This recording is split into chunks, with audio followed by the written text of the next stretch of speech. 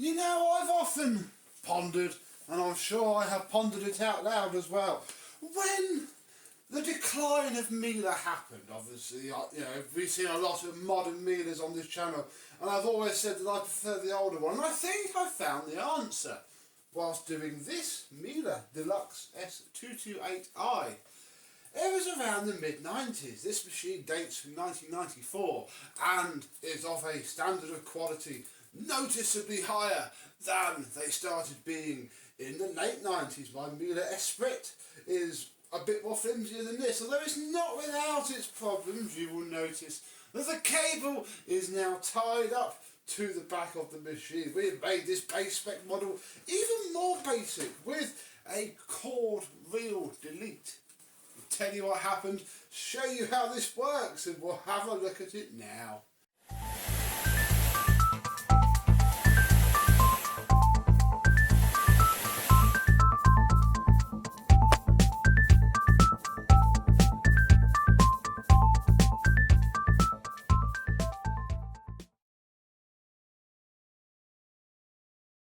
Yes, hello, my vacuum cleaner chums. How are you today? Yes, this basic Miele has come up pretty well indeed, despite a couple of issues which we shall go through as we find them.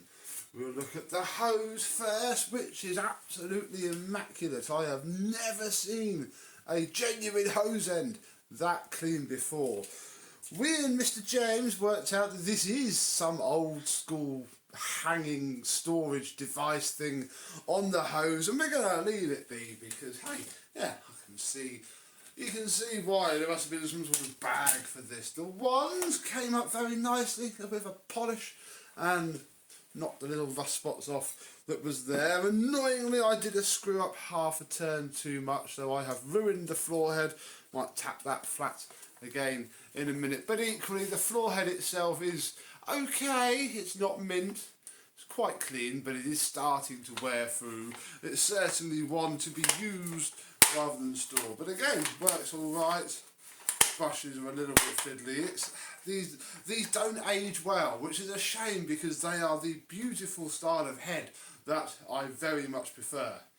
Let's have a look at the machine, which this has its cable held up by a Velcro strap, but the rest of it is not too bad. It cleaned up very well. It's had a layer of black hole and a layer of wax, and it's looking reasonably decent on screen. It's just really scuffed and faded, and I wouldn't get that out even if I did machine polish it, and it would be really noticeable when I had to miss the beautiful decals. So yeah, it was a hand job on this one. The very springy bag door tool door comes up, obviously no crevice tool. It does have a brand new one ready to fit, but all of our tools are here inside the bag door. The skid mark of shame from the before video is no more, and it is black and beautiful once again. Our HEPA flow is fitted along with, I washed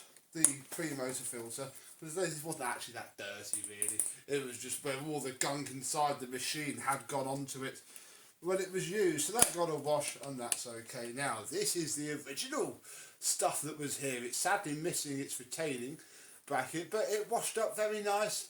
It's only really there to soften the air as it comes out, so it cascades nicely throughout the back of the machine, which is where the cable now comes from. Sadly, the centre pin that holds the cord reel together had snapped in two. I found a piece whilst disassembling it, rolling around by the motor.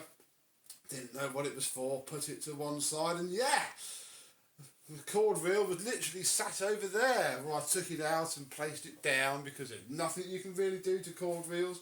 I give them a bit of a wipe down and they go back in, and I had it in my hand to put it back in and noticed that it was at an angle.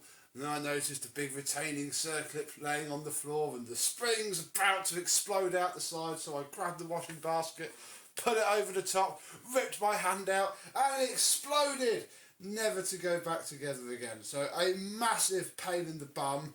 I've already apologised to Mr. James, but there's not a lot you can do when that happens. I guess a bit of a lesson with this era of Miele, because if I'd have kept it together, it would have gone back in because it's clamped on the sides. So yeah, be very, very careful with your cord rewind. So sadly, yeah, this is now an even more basic machine, because although it's all there, you know, the screws in its hole, all this is here, so when a donor cord unit is found, it will go in. We have ourselves, yeah, a bit of a hardwired machine. Whoops. Can't be helped though, sadly. It's just one of those things. It's a bit of a shame though, because I also found a seized fan case bearing. And that got changed very, very easily. So now...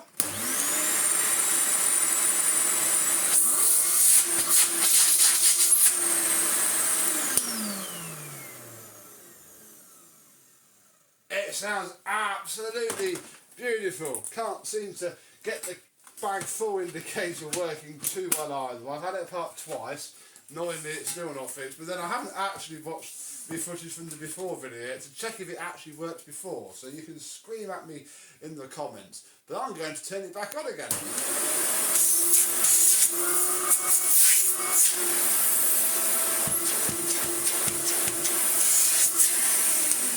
Because this thing is just an absolute powerhouse. It has so much suction.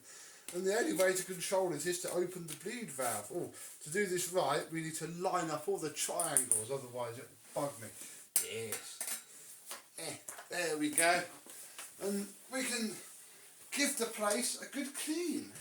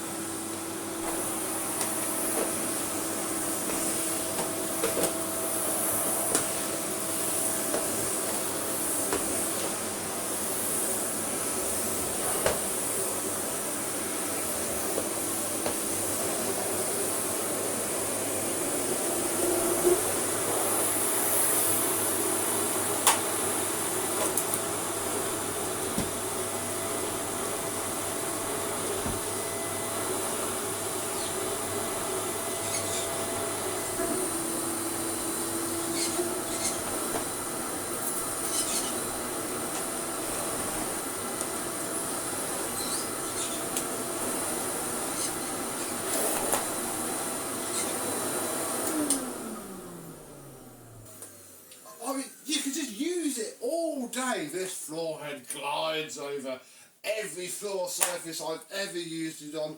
Doesn't snowplow on the hard floor. There is airflow to die for. I mean, I can tell why the electronic speed control ones were so popular, because you can turn the flipping thing down.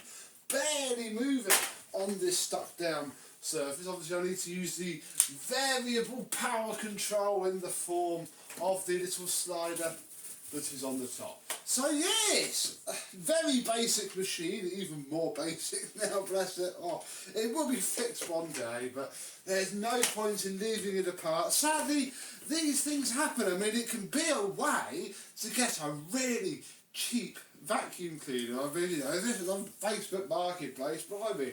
You can offer a £5 because it's broken, the cable doesn't retract. And then you just rip the cable out, rewind out completely. Be a little bit creative with cable tying the flex somewhere secure so you don't rip it out by accident, and boom! Bargain vacuum cleaner. Obviously, I'm sure Mr. James is, as we speak, hunting down a replacement cord reel because he likes his machines perfect, and I can see why. When they're like this, these are the rare ones. You know, this is zero anything. That is, you know, probably a very rare piece of plastic because they probably didn't sell many.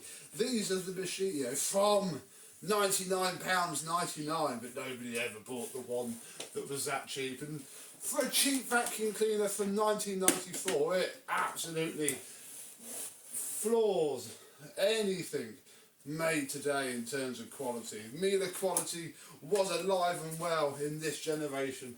I think it was after this that they started to go just a little bit downhill, and now they're where they are today. High prices, okay quality, but not good longevity. But hey, this one has been life reset. It is almost literally as good as new. We've just broken one of its feet, and hopefully it can be fixed once more. But it's done enough for me to show you now, for me to call it done. I mean, what's a little cable between friends? And I and another Miele, possibly not this one though, will see you soon. Bye bye.